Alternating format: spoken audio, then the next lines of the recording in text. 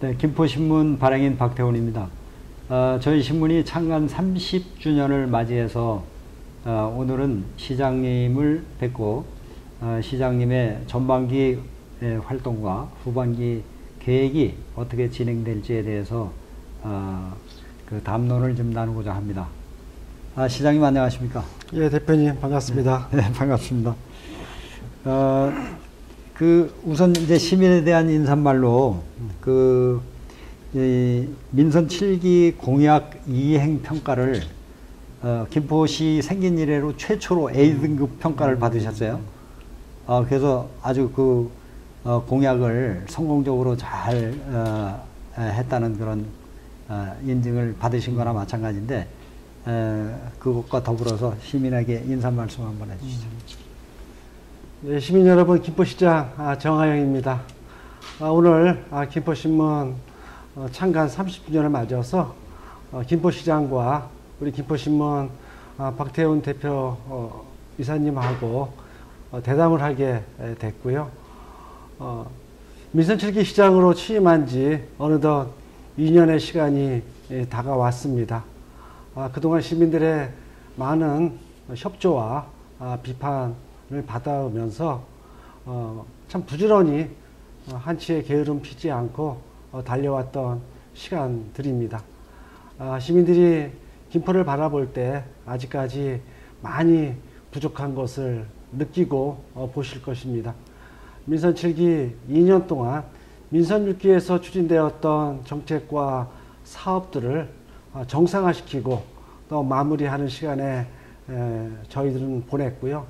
또 한 가지는 민선 7기가 갖고 있는 철학과 가치, 그리고 구상된 여러 가지 사업들을 실천하는 그 시간, 이것이 2020년 저에게 주어진 역할이 아닌가 싶습니다. 여러분들하고 약속했듯이 시민의 행복 2배로 올리고자 노력했습니다. 김포의 도시가치를 2배로 올리고자 노력했습니다. 이런 것들이 시장의 힘만으로 또 1300여 김포시 공무원들만의 힘으로 가능하지 않다라는 거 잘 알고 있고요. 46만 김포 시민들과 함께 아직까지 그래왔듯이 앞으로 2년도 함께 소통하고 상생하고 협력하고 서로 공정하게 김포시를 운영하도록 하겠습니다. 네, 이제 본격 그러면 이제 대담을 하겠습니다. 그래서 이제 민선 7기가 정말 평가 A등급 받은 것처럼 좋은 평가를 이제 받으셨고, 또 이제 그동안 이제 중점적으로 했던 그런 분야가 있으실 텐데, 그런 부분에 대해서 좀 한 말씀 부탁드립니다. 박태훈 대표님께서 공약 이행 평가 A등급 받은 거에 대한 칭찬을 많이 해주시는데요. 제가 각 분야별 83개의 공약을 시민들과 약속을 했습니다. 그 좋은 결과라기보다는 우리 김포시 공직자들께서 참 공약 가계부를 쓰듯이 차곡차곡 민선 7기의 시민과의 약속을 이행하기 위해서 체계적으로 준비하신 덕분이라고 생각을 하고 있습니다. 우리 공무원들에게 감사드리고요. 취임 초기 김포 시민들의 여론, 요구 사항들은 설문조사를 통해서든 아니면 간담회를 통해서든 1순위가 교통이었고요. 그렇죠. 2순위가 교육이었습니다.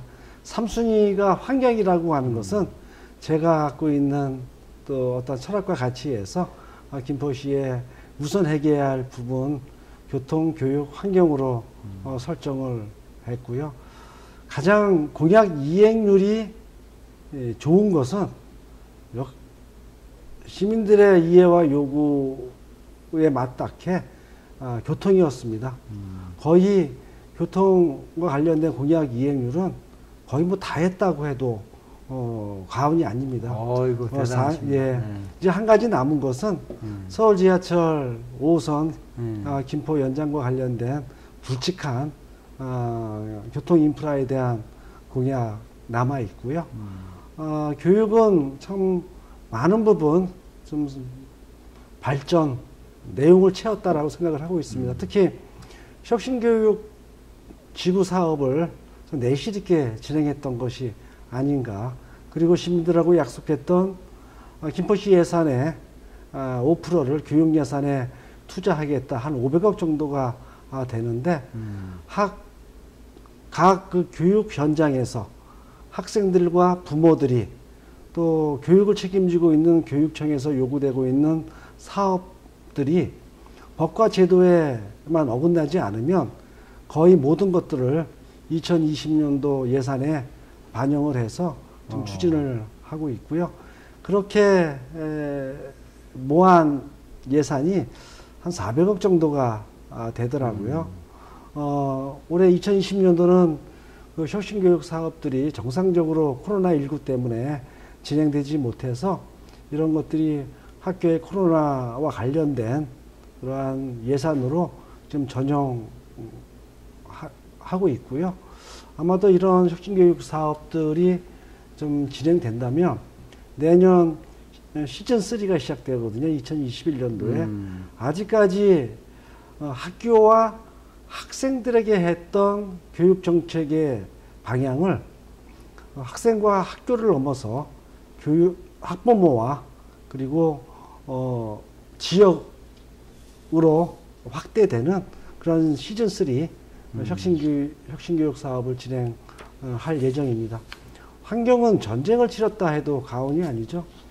김포에 26,000개의 크고 작은 사업장들이 있고 그 사업장들이 아직까지 환경 개선 등 시민들의 생활 안전을 위협했던 것이 사실입니다.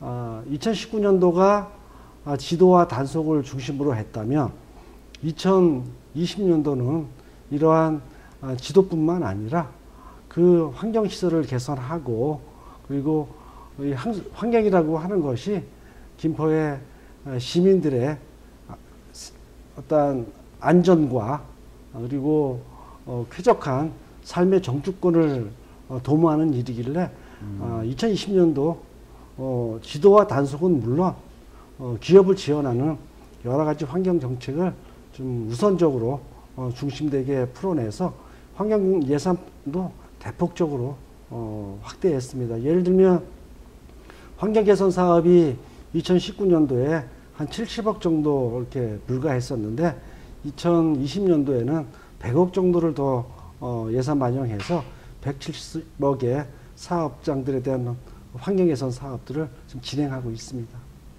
네, 이제 그 환경에 문제가 됐던 회사들은 처음에는 상당히 반발이 심하고 그랬는데 지금은 이제 환경 개선 사업을 통해서 오히려 정상적으로 정정당당하게 사업을 할 수 있도록 돼가서 좋다 이런 평가를 하고 있습니다. 서로 뭐 네. 지역과 기업이 상생 기업 운영을 해야 되고 또 행정이 그렇죠. 그 부분을 적극적으로 도와줘야 된다고 생각을 합니다. 지금 이제 좀 방향을 바꿔서 이제 그 시장님의 주요한 목표 사항이 평화를 통해서 백년 먹거리를 만들겠다. 그리고 그것이 한강 하구를 통해서 남북 접경 지역의 어떤 특색을 좀 잘 살려서 그걸 만들겠다라는 구상이었었는데, 근데 이제 이런 부분이 지금 이제 좀 경색된 남북 관계도 있고 그러니까 이런 것을 전체적으로 바라볼 때 앞으로의 비전은 어떻다고 보십니까? 6.25 전쟁 70주년이 2020년도입니다. 아직까지 그래 왔듯이 이념적 대결 또 서로 헤어져서 만나지 못했던 그 시간들의 거리를 하루아침에 메울 수는 없고요. 남북이 그랬듯이 부침의 연속이었죠. 나름대로 교류와 협력의 관계들이 개선돼서 남북 정상회담들이 이루어지는가 하면 또 어떤 때는 언제 그랬냐는 듯이 또 대립하고 반목하는 시간들이 계속 지속되어 왔던 것도 사실입니다. 하지만 2018년도 남북 정상회담 그 이후에 김포는 또 대한민국은 뒤돌릴 수 없는 평화를 갈망하게 됐고요. 남북이 그것을 익히 서로 상생 번영하기 위한 그 부분에 대한 공감대는 형성되었다라고 생각을 하고 있습니다. 김포는 최적경 지역이지요. 그렇죠. 예. 김포의 14개 읍면동에서 5개 읍면이 휴전선을 맞닿아 있는 그러한 전방 지역에 있으면서 참 많은 규제도 받았고요. 지역의 균형 발전을 이뤄내지 못했죠. 예를 들면 김포 한강 신도시가 이제 다 마무리돼서 많은 시민들이 김포에 이사해 오셨고요. 많이들 말씀하세요. 왜 신도시가 왜 이렇게 도로망이든 모든 부분에서 좀 불편할까? 다른 신도시하고 뭔가 틀린 것을 느끼시죠. 이것이 그 당시 시장으로 계셨던 시장님의 잘못도 아니고요. 시민들의 어떠한 적극적인 동참이 부족해서도 아니었죠. 바로 남북 분단에서 오는 그 현상을 이 한강 신도시를 조성하면서 여실히 나타났던 거죠. 애초에 정부가 480만 평을 조성할 계획을 발표했지요. 그 80만 평 중에서 무려 150만 평이 김포가 군사시설 보호구역으로 묶여 있다 보니 신도시 전체 면적에서 제척이 되었죠. 그러니까 온전한 그림을 그려내지 못한 상황이죠. 저는 민선 7기 들어와서 민선 6기가 8년 동안 방향으로 설정했던 평화문화도시의 어떤 방향과 어떠한 그 발전 계획들에 전적으로 동의를 합니다. 민선 7기에서도 민선 6기가 가졌던 평화도시로서의 김포에 대한 맥을 그대로 가져가고 있고요. 평화가 반미겨주냐라는 시민들의 비판도 많이 받고 있습니다. 그러나 오늘 이 자리에서도 김포만큼은 평화가 반미겨준다. 조금 전에 말씀드렸던 것처럼 한강 신도시조차도 제대로 된 설계를 할 수 없게 만드는 것이 분단에서 오는 적경 지역의 서름이었고요. 앞으로 김포가 균형 발전 그리고 온전한 성장을 가져오기 위해서는 남북 관계는 평화롭고 서로 교류와 협력의 관계들을 더 돈독하게 가져갈 때만이 가능하다. 김포는 천혜의 자연경관을 갖고 있죠. 남들이 갖고 있지 못하는 한강하구라고 불리우는 김포 사람들이 부르는 조항이라고 하는 것이 있습니다. 그것은 김포의 미래 먹거리를 만들어낼 수 있는 정말 그러한 장소이고요. 이 부분이 김포의 밥벌이가 되기 위해서는 남북관계 이대로 둬서는 안 되고요. 바로 정상화시키고 남북의 어떤 교류, 협력, 평화통일의 염원들이 우리 김포로부터 움트고 또 발전시켜 나가야 되지 않나 생각합니다. 네, 그 많은 교류가 있어서 또 한강 하류가 평화지대로 정전협정에서 나온 것처럼 그렇게 항행의 자유가 잘 되기를 저도 기원을 드립니다. 그 조강 중심으로 하는 평화 경제 특구를 이제 용역을 주시고 그런 부분에 대해서 이제 관심이 많으신데 그 부분도 함께 한번 멘트를 해주시죠. 지금 김포는 새로운 도시 설계를 하고 있고요. 바로 2035 도시기본 계획입니다. 김포시는 아직까지 2020 도시기본 계획을 통해서 도시를 설계해 왔고 이것이 마무리되시면서 2035 도시기본 계획을 세우는데 그 기본 계획 내에 통일경제 특구를 구상하고 있고요. 문재인 정부 들어와서 통일경제 특구에 대한 구상 이것이 이제 구체화되는 그 시기에 있습니다. 특히나 이 통일경제특구가 그동안 70년 동안 소외되고 주민들의 삶을 참 많이 낙후시켰던 적경지역에서부터 출발해야 된다라고 생각하고 있고요. 많은 적경지역들이 있음에도 불구하고 김포는 아주 특별한 적경지역이죠. 155마일 군사 분계선으로 남북이 갈려져 있는데 김포 광화 일대는 바로 조강이라고 하는 한강 하구가 군사 분계선의 역할을 대신하고 그렇죠. 있습니다. 정전협정에 의하면 여기는 남북이 서로 공동으로 이용할 수 있는 중립수역으로 설정해 놓은 것이죠.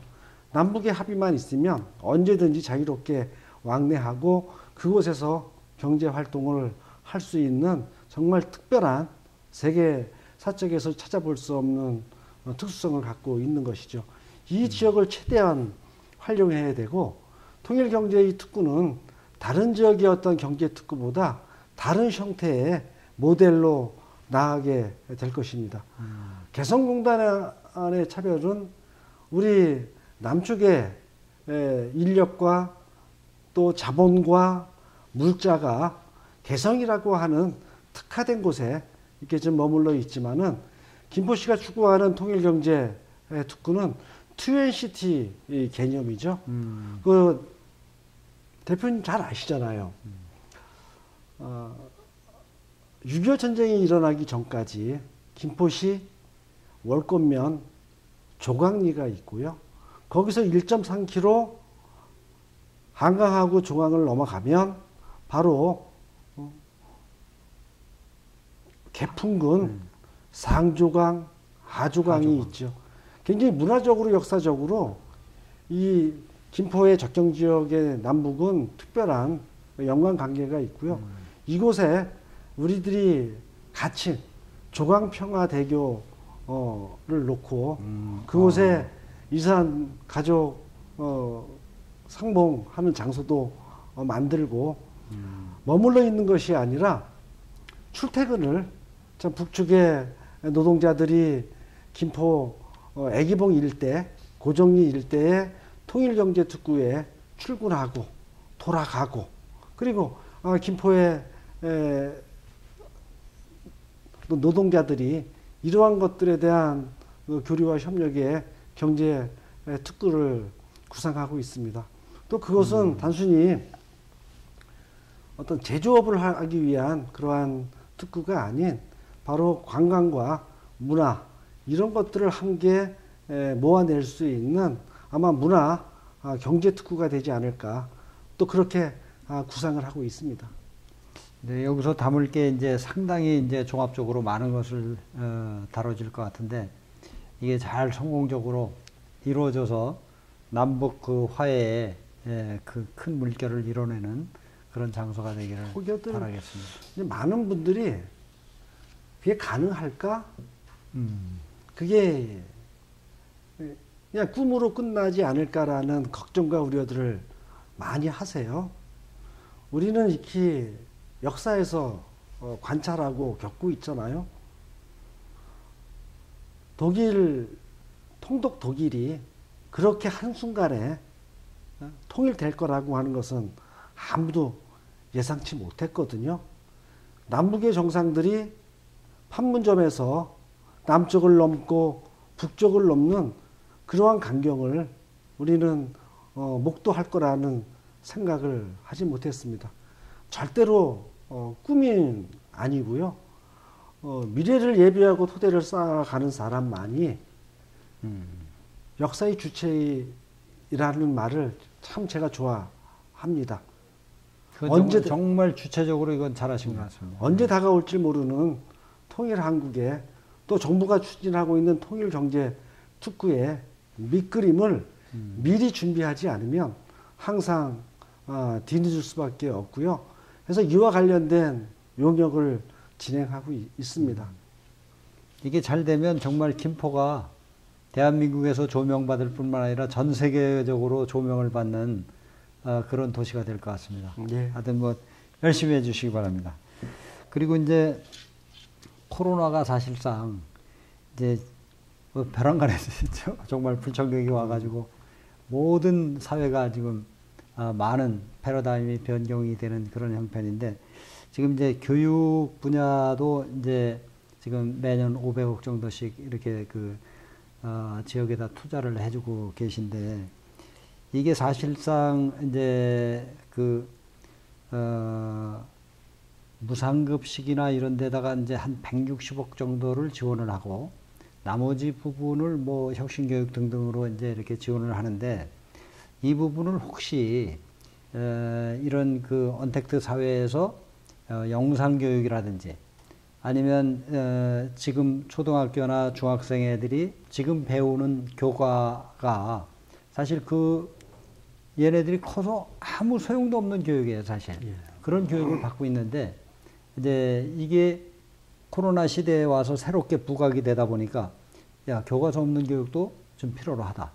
그리고 새로운 창의적 교육이 필요로 하다. 이렇게 하는데, 김포가 경제특구처럼 지금 새로운 시각에서 선도적으로 교육 쪽에 많은 관심이 있고 많은 투자를 해주시니까, 이런 쪽에도 좀 새로운 패러다임, 교육의 새로운 패러다임을 바꿀 수 있는 그런 쪽으로 좀 지원을 하실 생각은 있는지요?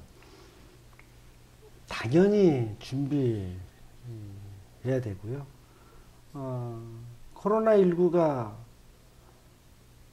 일상을 바꿀 수밖에 없다. 또 그것을 준비할 수밖에 없다.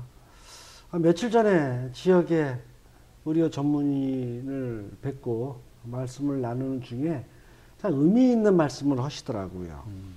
우리는 코로나 이후에 포스트 코로나를 이제는 준비해야 되는 것이 아니냐라고들 많이 사회적 분위기가 조성되고 있는데, 그분의 말씀은 포스트 코로나를 넘어서 인 코로나로 들어가야 된다. 이제 바이러스가 인간을 이해할 수가 없거든요. 이제는 인간이 바이러스를 이해하고 거기에 맞추고 대응할 수밖에 없다. 그것이 우리들의 생활이고 우리들의 일상일 수밖에 없다라고 생각을 하고 있고요. 뭐 정부 차원에서도 이 코로나 이후에 새로운 어떤 방역 체계를 구축하려고 하고, 국민들의 어떤 생활의 패턴조차도 이와 관련 맞춰서 정책을 수립할 수밖에 없다. 김포시에도 코로나19와 관련돼서 선제적으로 좀 대응을 하고 있습니다. 뭐 오늘 안타깝게 또 서울 모 지역에서 접촉이 돼서 확진자 한 분이 발생을 해서 37명의 확진자가 나타났습니다. 아직까지 잘 코로나에 대처하고 있는데, 지금도 가장 뭐 시장으로서 우려하고 있는 것은 교육 현장이에요. 그 교육 현장이 이 방역 체계가 뚫리면 이건 걷잡을 수 없는 거지요. 그렇죠. 이제 뭐 학교의 교육이 여러 가지 접근하는 어떤 시각과 평가들이 있지만은, 이제 창의적인 교육이 전 교육에 맞춰진 교육 환경이냐, 많은 부분 학부모들이나 뭐 저 또한 그런 부분에서는 그동안 많이 부족했다. 그러면 이 창의 교육을 이제 코로나 이후에 언택트 교육과 온라인 교육과 비대면 교육을 통해서 그 창의성들이 더 발휘되고 찾아낼 수는 없지 않을까. 저는 가능하다고 생각을 하고 있습니다. 얼마 전에 이재정 교육감님 김포에 방문하셔서 특별히 뭐 김포시청 방문해 주셔서 이 코로나19 이후에 도교육과 관련된 많은 부분 말씀을 주셨는데, 교육감님의 고민도 또 지금 준비하고 있는 것도 코로나에 맞춰진 인성과 창의 교육으로 많이 초점을 맞춰지고 있는 것 같아요. 학교 현장에 창의 교육과 이러한 대표님께서 주문해 주신 새로운 교육 형태를 준비하기 위해서는 시간도 많이 걸릴 거고요. 인력도 많이 필요할 것이고요. 돈도 많이 필요할 거라고 생각을 하고 있습니다. 지금부터 준비해야 되고요. 학교의 교사님들이 정말로 온라인 강의하고 비대면 교육을 하기 위해서 너무나 고생하시고 참 빠르게 대처들 하고 계셔요. 요것들을 좀 교육청하고 좀 행정이 서로 협력 관계를 구축해서 지금도 계속 표신교육 사업 내에서의 이러한 과제들을 함께 좀 논의하고 있어서 아마 하반기 되면 교육 현장하고 시 행정하고 나름대로 그 과제들을 풀어낼 수 있는 대안들이 아마 좀 준비되지 않을까 싶습니다. 네. 지금 이제 또 이제 방향을 이제 교통 쪽으로 해서 지금 이제 도시철도가 상당히 이제 포화 상태라서 네, 시민들이 맞습니다. 이제 오죽하면 이제 지옥 처리다. 그 어떻게 개통한 지 1년도 안 돼서 지옥 처리됐느냐. 상당히 사실 이제 그 좀 불안한 상황이죠. 그래서 그거는 어떻게 앞으로 좀 해소 방안이 혹시 있는지요? 애초에 김포는 10개 역사에 지하 두량 경전철로 설계돼서 이제 마무리돼서 김포도시철도 골드라인이 운행을 하고 있고요. 운행 기간 동안에 큰 사고 없이 주민들에게 안전한 교통수단을 제공하고 있다. 그런데 올해만 2020년도만 하더라도 18,000세대가 새로 입주를 해요. 인구로 보면 한 4만 명이 넘게 김포에 이사 오시는데 김포 전체 인구 50만이 빠르면 올 12월 늦어도 내년 상반기 내에 대도시권으로 저희들이 접어가게 되고요. 김포는 아직까지 자족 도시로서의 면모를 갖추지 못해서 많은 시민들이 대도시로 출퇴근을 하고 계시죠. 그 출퇴근뿐만 아니라 교통 인프라들을 교통복지를 실현하기 위한 도시철도 확충은 절실하다고 보는 것이고요. 지금 당장 김포 도시철도를 더 어떻게 확충해서 단시간 내에 이 문제를 해결할 수는 없습니다. 지금 아시는 것처럼 차량 떨림 현상 그리고 시민들의 불편을 최소화시켜내기 위한 조직관리와 증차의 문제를 용역을 진행하고 있습니다. 이 용역 결과가 나오면 아마도 도시철도를 열차를 증차할 수밖에 없고요. 그 증차만이 지금의 배차 간격을 단축시킬 수밖에 없기 때문에 그것을 통해서 수송 인원들을 더 확대할 수밖에 없는 구조적인 한계를 갖고 있습니다. 그래서 도시철도에서 채워내지 못하는 부분들을 M버스, G버스 그리고 대도시권 교통광역 대강위에서 지금 구상하고 있는 올림픽대로의 버스 전용차로 이 부분들이 김포시 입장에서는 빠르게 정부 차원에서 추진될 수 있도록 좀 다각도의 노력을 하고 있는 이유가 그것 때문이라고. 올림픽대로에 이제 전용차로가 버스 전용차로가 생긴다면 김포는 상당히 그 정말 위로받는 그런 교통이 되겠습니다. 네, 뭐 얼마 전에 대도시권 광역교통위원회에서 파주 일산 올림픽도로에 대한 버스 전용차로에 대한 필요성이 절실하게 같이 인식을 하기 때문에 이 부분이 가장 빠른 교통 혁신을 가져올 수 있는 수단이 아닌가 그렇다고 판단하고 있습니다. 네. 이거 좋은 발상인 것 같습니다. 그리고 이제 대량 이제 인원을 이동시킬 수 있는 수단은 어찌됐든 시간과 이런 거에 이제 연관이 되어 있는데 GTX는 대심도 열차로서 상당히 이제 고속으로 달릴 수 있어서 강남까지 불과 이제 25분 안에 도착할 수 있고 그래서 뭐 강남에 가서 밥 먹고 올 수도 있는 그런 빠른 시간이 됩니다. GTX-D에 대해서 시민들의 관심이 가장 집중되어 있는 겁니다, 사실. 시장님이 이 부분 좀 한 번 더 얘기해 주시죠. GTX-D 노선은 수도권 서부 지역에 절실하게 필요한 광역교통 수단이고요.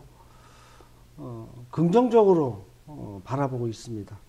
특히 광역 지자체인 경기도가 정말 이 부분 경기 서북부 지역에 기점으로 하는 노선을 김포시, 부천시, 또 하남시 세 개 지자체와 함께 협력해서 추진하자라고 하는 그러한 합의를 이미 했고요.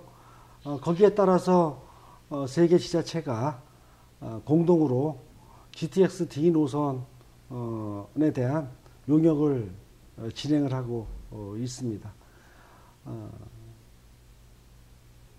그저께인가요? 철도가로부터 보고를 제가 좀 받았습니다. 용역이 어떻게 진행되는지, 그리고 노선을 어떻게 가져가야 되는지, 그것에 대한 고민들이 좀 많고요. 또 뭐 인천은 인천대로, 김포는 김포대로 각기 이 GTX-D 노선에 대한 자기 주장들을 강하게 펼치고 있습니다. 시발점. 예, 한 3개 노선을 좀 검토 중에 있고요. 그 3개 노선 어디든지 김포시에서 출발하는 그런 노선으로 만들 거고요. 아마 신도시를 출발하는 기점이 되지 않겠느냐. 차량 기지를 어떻게 할 거냐. 이런 부분들이 지자체 간의 협의들이 아직 진행 중이라 좀 구체적으로 좀 발표할 수는 없어도 뭐 시장으로서 또 지금의 사항을 좀 전망해 볼 때 절대적으로 김포가 유리하도록 만들 수 있겠다라는 생각을 좀 해줘봅니다. 네, 하여튼 애써주시고요. 그리고 이제 시민들은 사실 이제 이 부분에 대해서 좀 더 빠르려면 민자가 투입돼야 되지 않느냐, 이제 그런 얘기도 이제 많이 합니다. 예. 그래서 하여튼 여러 가지로 잘 검토해 주시기 바라고, 그다음에 이제 시설관리공단하고 도시공사가 통합되고 산업진흥원이 이제 출발을 하고 그랬는데, 이제 정부의 기관이나 또는 도단위 기관, 이것을 이제 김포로 유치할 그런 것을 많이 이제 활동하신다고 들었는데, 그 계획도 한번 말씀해 주시죠. 먼저 도시공사의 말씀을 좀 드리면, 참 우여곡절 파란만장한 조직이에요. 도시공사가 도시를 좀 아름답고 균형 있게 또 보기 좋게 만들어가기 위해서 김포시가 준비한 공사임에도 불구하고 그동안 시민들의 좀 눈높이를 많이 맞추지 못했다라는 생각을 좀 가져보고요. 그 원인이 어디 있는가? 그 부분은 도시공사와 시설 관리를 전문으로 하는 시설관리공단하고 통합됐다, 또 해산했다, 또 통합되는 이런 과정들을 계속 밟으면서 조직이 안정화 될 수 없었던 그러한 좀 한계들을 가져보고요. 다시 한번 도시개발 업무의 전문 집단인 도시공사와 또 시설을 전문적으로 하는 시설관리공단이 통합되는 과정을 밟고 있습니다. 뭐 제가 취임하기 그 이전에 도시공사 청산을 경기도와 또 김포시가 합의한 사항을 추진했던 것을 제가 시장으로 취임하면서 아직까지 김포는 좀 완전한 도시개발들이 이루어지지 않았기 때문에 도시개발의 전문 기업인 김포 도시공사가 존치해야 된다라고 하는 그 당위성과 필요성을 인식해서 두 조직을 통합하는 과정들을 밟고 있습니다. 요즘 한참 논란이 돼요. 퇴직공직자의 출자 출연 기간에 취업하는 부분들, 저는 일장일단이라고 봅니다.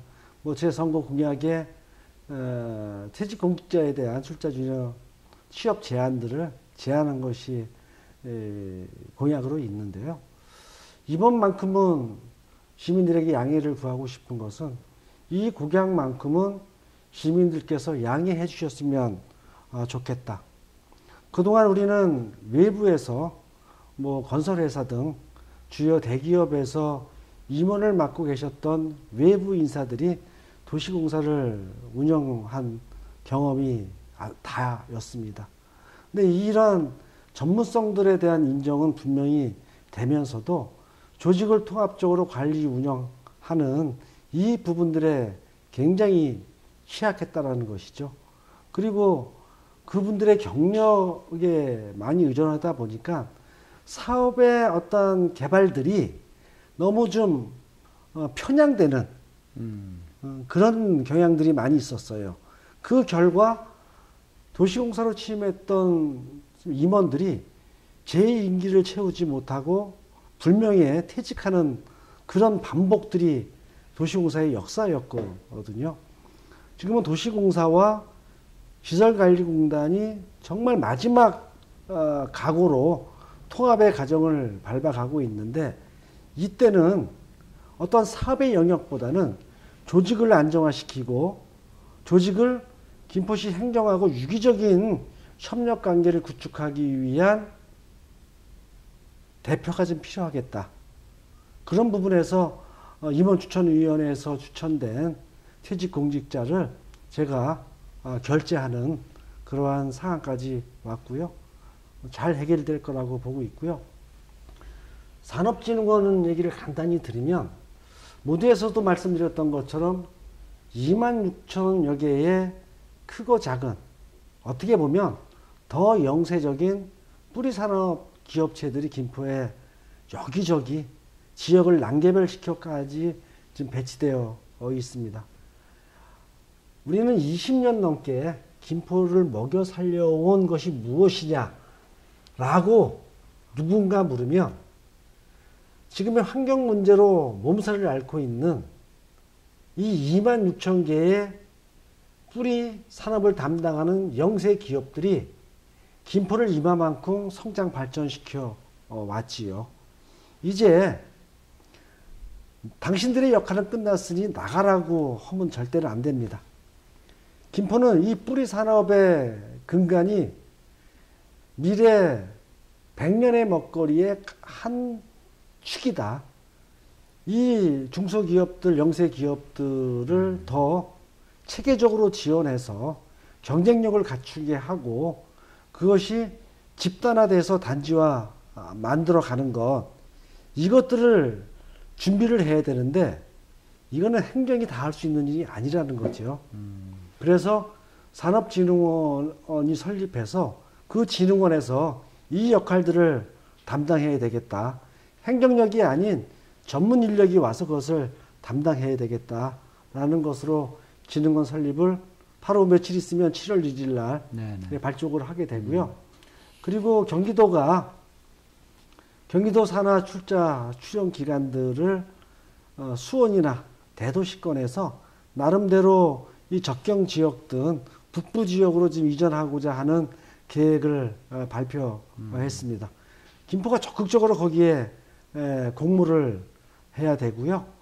저는 우선적으로 경기도가 공모 사업으로 제안된 6개 산하기관인가요? 그 중에서 환경에너지진흥원에 대한 것에 관심이 많고요. 이것을 김프로 유치하기 위한 TF를 구성을 해서 지금 본격적으로 부시장님이 이 관리 계획을 세우고 있습니다. 경기도가 공모하게 되면 환경에너지재단에 대한 공모를 진행할 것이고요.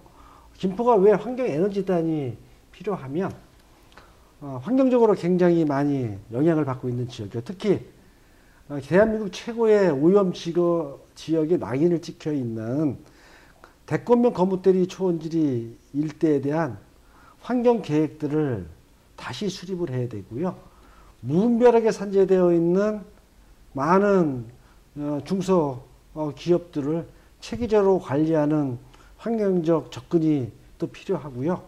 서해와 맞닿아 있다 보니까는 중국 등 여러 에서 발생되는 기후와 대기에 대한 부분들이 김포가 굉장히 예민할 수밖에 없습니다. 이건 바로 시민들의 건강과 안전에 직결되는 사안들이기 때문에, 그리고 지금은 비록 뭐 일자리 재단이나 다른 재단에 비해서 큰 규모의 어떤 재단의 사이즈는 아니어도 앞으로 5년, 10년이 지나면 아마도 정부 차원에서도 또 경기도 차원에서 가장 폭넓고 가장 방대한 출자 출연 기관이 바로 환경에너지재단이 아닌가라는 생각을 가져봅니다. 시민들은 일자리 재단에 대한 말씀을 많이 하셔요. 왜 시장이 환경에너지재단에 대한 것을 고민하고 이쪽 방향으로 접근하려고 하느냐는 지금 말씀드린 그 이유와 취지에서라는 것을 좀 말씀드리고 싶습니다. 네, 아주 그 깊은 행정의 통찰이라고 생각을 합니다. 그래서 이제 이것과 관련해서 이제 행정은 사실 여러 가지 측면이 있지만 이제 거버넌스적인 그 행정이 시민과의 협력 관계를 이루면서 가야 되는 그런 측면이 강하게 있고, 그 시대의 하나의 흐름입니다. 그리고 아직도 이제 옛날 새마을운동 시절에 공무원들은 권위적인 그런 공무원들이 있고, 중앙의 공무원들이 그 형태가 더 심한데 지방의 공무원들은 그래도 상당히 좋은 편입니다. 근데 이제 어쨌든 그래도 이 거버넌스 행정이 잘 정착이 돼야 시민들의 안정성과 또 시민들이 이제 생활하는데 보다 이제 자기네 의견을 많이 이제 시에다 반영할 수 있는 기회가 생기기 때문에 이런 부분에 대해서 한 말씀 해주시죠. 변화된 또 변화되는 환경에 능동적으로 대처하지 못하는 집단과 조직, 개인은 살아남을 수가 없습니다. 제가 30년을 농민운동하면서 포도 농사를 짓지 않았습니까? 대한민국에서 가장 빠르게 변화된 환경이 농업 분야일 거예요. 우리 뭐 대표이사님도 농업에 대해서 너무 많이 알고 계시는데, 농업의 경쟁력이 수익 개방에 비롯됐다라고들 말씀들 많이 하세요.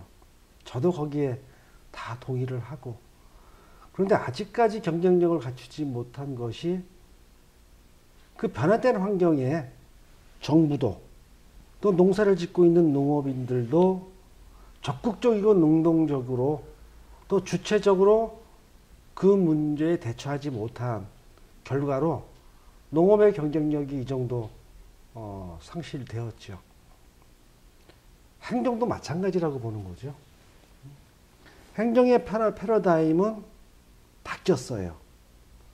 그 바뀐 변화된 패러다임을 아직도 이 공직사회에서는 객관적으로 바라보지를 못하고 있는 구조적인 어떤 공직사회의 경직성과 한계를 갖고 있다는 거죠. 김포시 공무원들한테 잔소리처럼 맨날 얘기하는 것이 거기에 대처하지 못하면 도태된다. 칸막이 낮추고 부서 간의 협력 도모하고 시민들의 눈높이를 맞추는 행정의 자세를 가져라. 그렇게 항상 주문을 해요. 시장으로 취임하고 나서 제일 먼저 시장 지시사항이 골방에 혼자 비서 두고 근무를 하는 우리 국장님들, 국장실 다 폐쇄하고 직원들이 근무하는 그 공간으로 내려와서 국장실을 만들게 했거든요. 업무를 하다 보면 그런 게 있어요. 사업과 용역을 하고 나서 업무들을 이렇게 봤는데 다른 부서하고 너무 밀접하게 연관되어 있는데 다른 부서하고 연관된 부서하고 협의나 조정하는 것이 없는 거예요. 그냥 자기 부서 일로 할당을 받았으니 자기 부서에서 꿰차고 그냥 끝까지 되든 안 되든 풀려고 하는 그런 거더라고요. 거기에 연관된 부서가 결합을 해서 풀어내니 새로운 시너지 효과가 나오는 거죠. 이제 뿐만 아니라 또 한 가지 행정의 혁신이 필요한 거는 이 한강신도시에 김포에 얼마나 많은 주민들이 살고 계셔요. 박사가 아마 줄비할 것이고요. 어느 분야의 전문가들 너무나 많이 있거든요. 행정은 행정공무원들이 전문가지요. 그런데 행정공무원들이 모든 것을 다 할 수는 없어. 자기가 부족했던 것, 시민들이 더 많이 아는 분야가 분명히 있거든요. 이제는 행정을 공무원이 하는 고유의 영역이라고 하는 것부터 버려야 돼요. 그 안에 민간인들이, 시민들이 결합해 와서 그것이 민간 거버넌스, 협력을 도모하는 그러한 변화된 행정 패러다임에 게을리하지 말아야겠다. 그런 것들을 계속 주문하고 있습니다. 과단위로 거버넌스 필요하죠. 가계부 어떻게 지시하실 생각이 있으십니까? 행정과 관련된 또 정책과 사업에 대한 것, 또 시장의 시민과의 약속인 공약 사업에 대한 것, 이런 것들이 정말 주부가 가계부를 써서 살림살이를 꼼꼼하게 하듯이, 그래서 가족의 행복을 또 경제적인 어떤 이익을 만들어 가듯이 김포시 전체 가계부뿐만 아니라 각 과 단위, 팀별 단위의 그러한 사업에 대한 가계부 만들도록 한번 좋은 어떤 제안이라고 생각이 들어서 추진하도록 하겠습니다.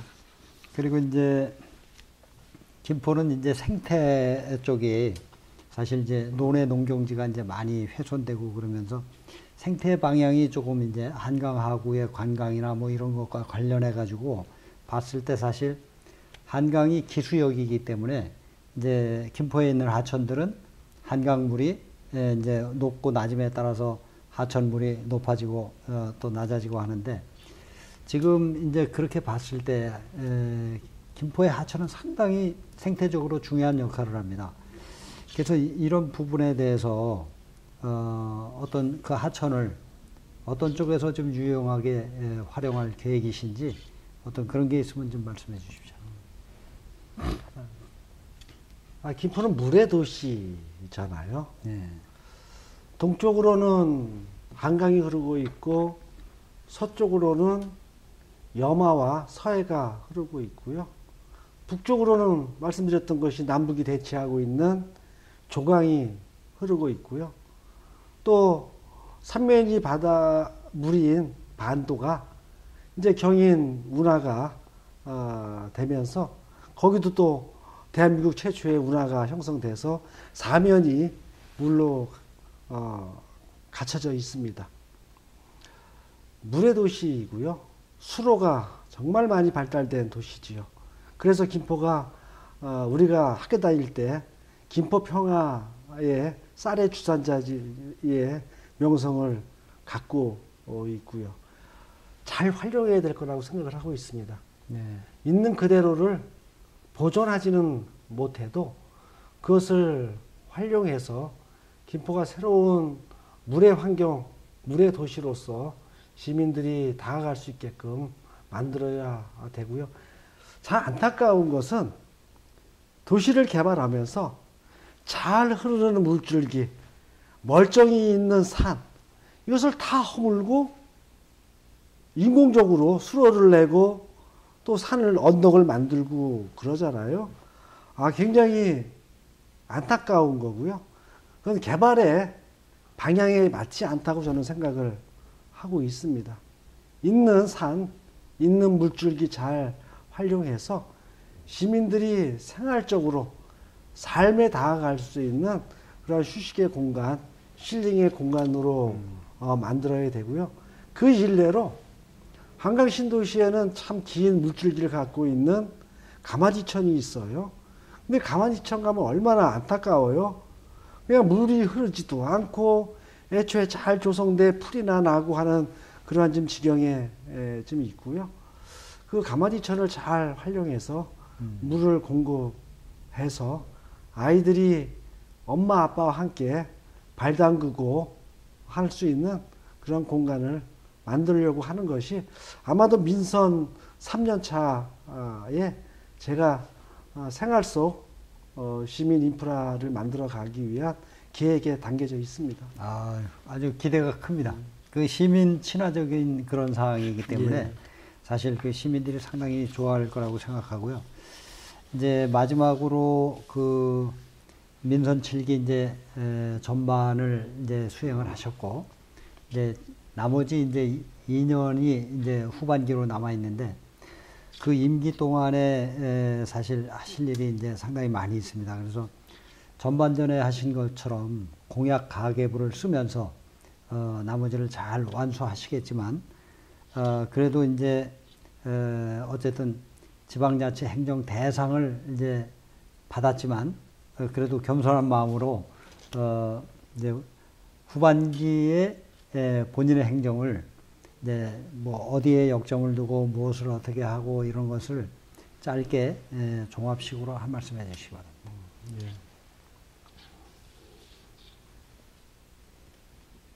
요즘 젊은 친구들이 자주 쓰는 그 핫플레이스라는 용어가 있습니다.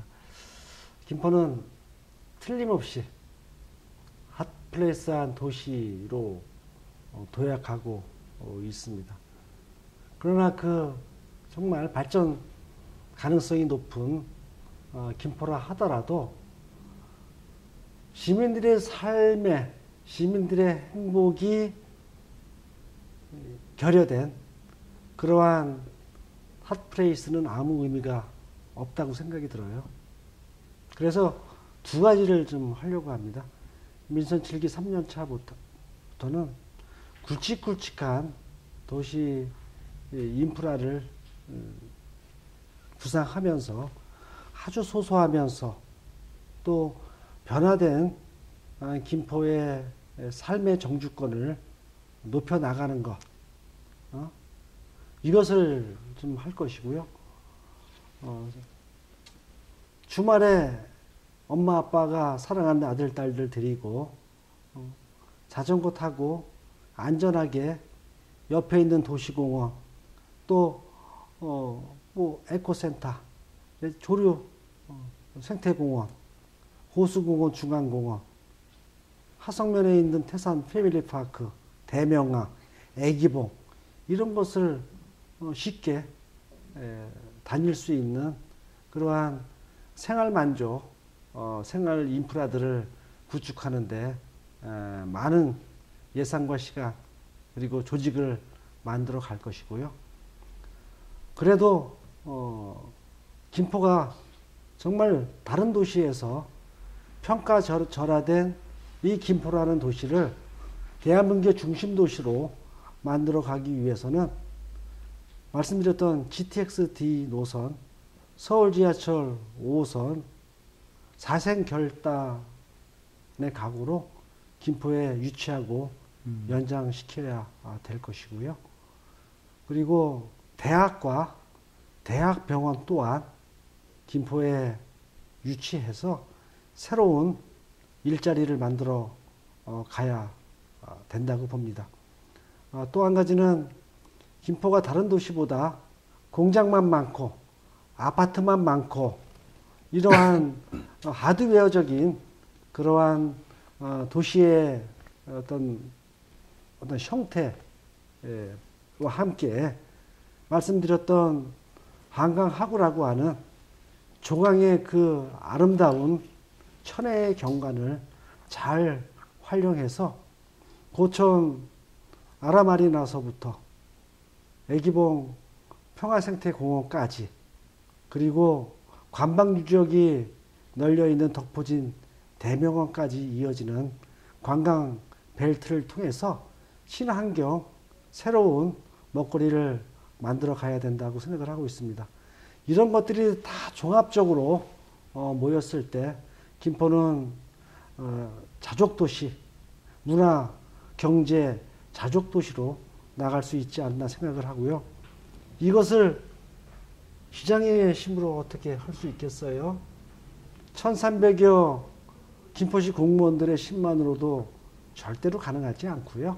46만 김포 시민들이 함께 참여하고 소통하고 협력해서 만들어가는 과정이라고 생각을 하고 있습니다.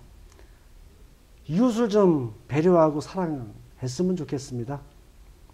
비난보다는 비판을 해 주셔야 된다라고 생각을 하고 있습니다.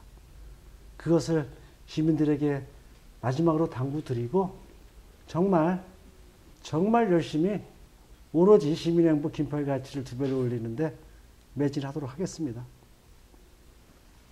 네, 감사합니다.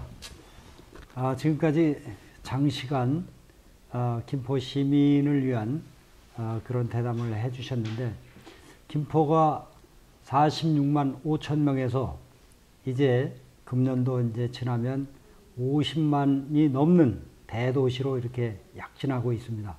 향후 100만이 넘는 그런 큰 도시가 되는데 초석을 분명히 다지시는 시장님이 되리라고 믿고 지금까지 말씀해 주신 것처럼 김포를 정말 크게 도약시키는 그런 시장님으로 기억되시길 바라겠습니다. 지금까지 대담의 김포신문 박태훈이었습니다. 시민 여러분 감사합니다. 네, 감사합니다.